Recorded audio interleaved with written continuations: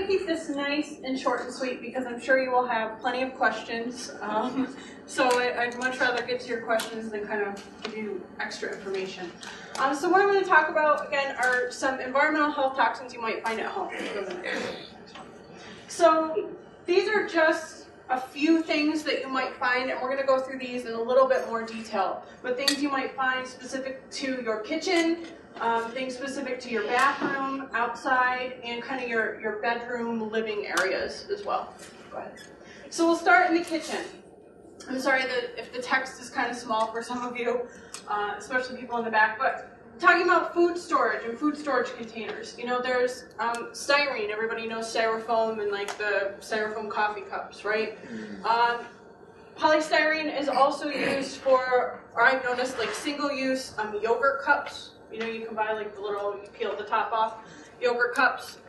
Some brands use them, some don't. But those have styrene that can leach out of those cups, out of the yogurt cups, and can actually end up in the drink that you're drinking and the yogurt that you're eating. BPA, we talked a little bit about bisphenol A, can be in the lining of canned foods, right? Especially acidic food, so things like tomatoes, right? That you need that lining in there to protect the can, right? So that the food doesn't actually eat away at the can. Well, what happens? Then the food eats away at the lining, and now you have BPA that shows up in your food. And there have been studies that document this and show that that's what happens. In cookware, there's PFOA, a big long chemical name behind that, that can be in Teflon, right? So you have Teflon nonstick coated pans. Not every nonstick pan is Teflon coated, right? You can buy some that aren't. But you have this PFOA that can come out of that pan, especially if you burn something. That's when it usually comes out. And this was kind of a new one for me. I think this is kind of interesting. Grease-proof food papers. What does that mean? You buy your Big Mac and it's wrapped up in that paper, right? That paper isn't just a normal paper. It's coated with something. So it's coated with these PFOA, and you might find that in a pizza box. Think about any kind of food papers like that that are grease-proof. Like, what are you going to get that's waterproof, grease-proof? And then cleaners. So we have a lot of different ingredients. A lot of them, you know, can cause skin irritation, eye irritation, burn your nose and throat. If you've ever used some nasty oven cleaners, you've probably experienced some of those yourself. Could be drain cleaners. Those are kind of the two worst in the kitchen. And then living in bedrooms. CFLs, you know, have mercury in them that the senator was just talking about. So the big concern not only is throwing them in the garbage and now you have mercury in your landfill, but what if one breaks at home? Does anybody really know how to clean one up? It's very different, right? You don't use your vacuum cleaner, because then what does that do? Spread the mercury all throughout your house. So there's a very specific, you know, way to clean up CFLs, take care of those. Foam furniture, those same PVDEs that Diana was talking about. So again, you find those in foam furniture. Your couch, right? Probably is made out of foam. Could be any other bedding that you have. Any wood furniture. If you have particle board, plywood paneling, MDF, so medium density fiberboard, those are kind of the cheaper, if you will, furniture that you might buy in like Target, Walmart, that you put together yourself. And those glues usually have formaldehyde in them. Okay, so if you buy furniture like that, and I've done it myself, I buy it myself, you can put it in your garage, put it outside somewhere after you've assembled it, let it off gas for a while. You know, if you can let something sit for a week, 2 weeks, a month, etc., that's great.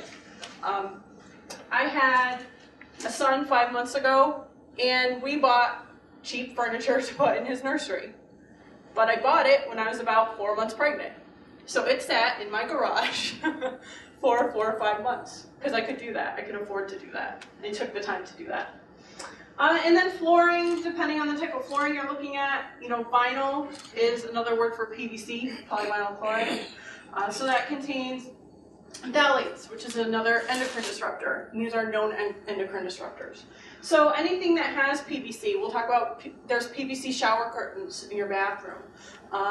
If you think about shirts that have like plastic decals on them, like especially a lot of kids stuff, That's usually PVC. The decal itself is PVC. What else? Hardwood could be coated with formaldehyde-based chemicals. So it's really asking questions. You know, when you're getting your floors refinished or you decide to buy carpet, it's being an educated consumer and asking, what is in this, right? Are there other options available?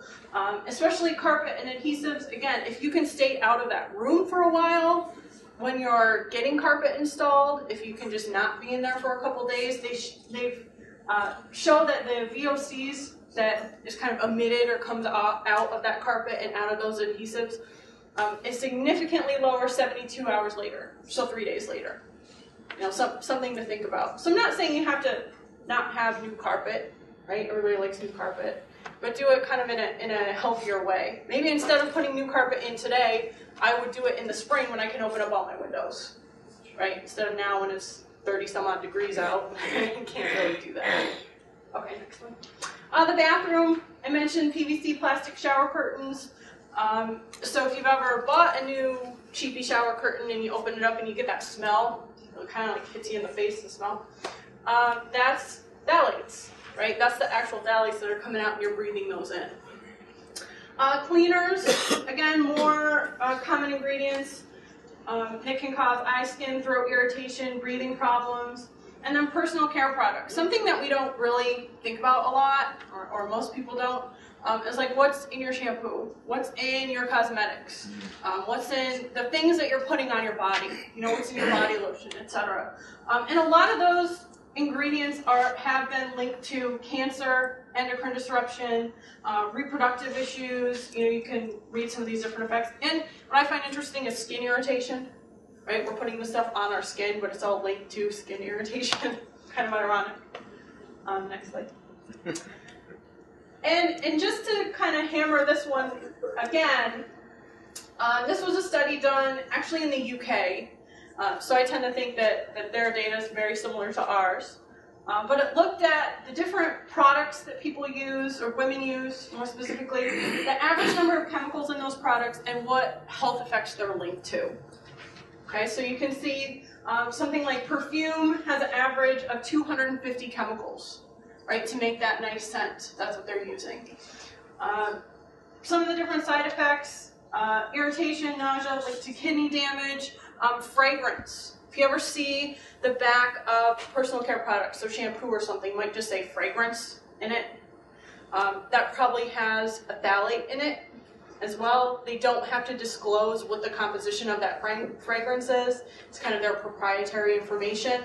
So be leery of fragrance. Some of these others, I mean, deodorant has 15. Some cosmetics over on the right, you know, eyeshadow, blush, foundation, etc. They all have a lot of chemicals, all linked to many, many health effects. Go ahead. And then outside your home, really looking at pesticides, right, and what they're linked to, how to use them the right way.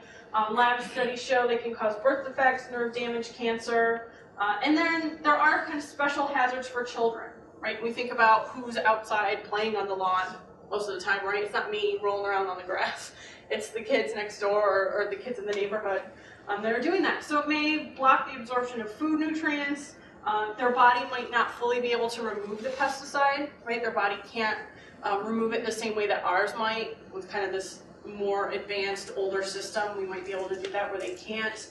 And it might affect some of their organs as well. So if you guys are interested in hearing a heck of a lot more about this stuff, we at the New York State Pollution Prevention Institute have a workshop series that's coming up in Buffalo. So it'll be in the spring. We haven't set a date yet. If you're interested, you can talk to me. You can talk to Erica. She's over there in purple. We'll be over there in the corner.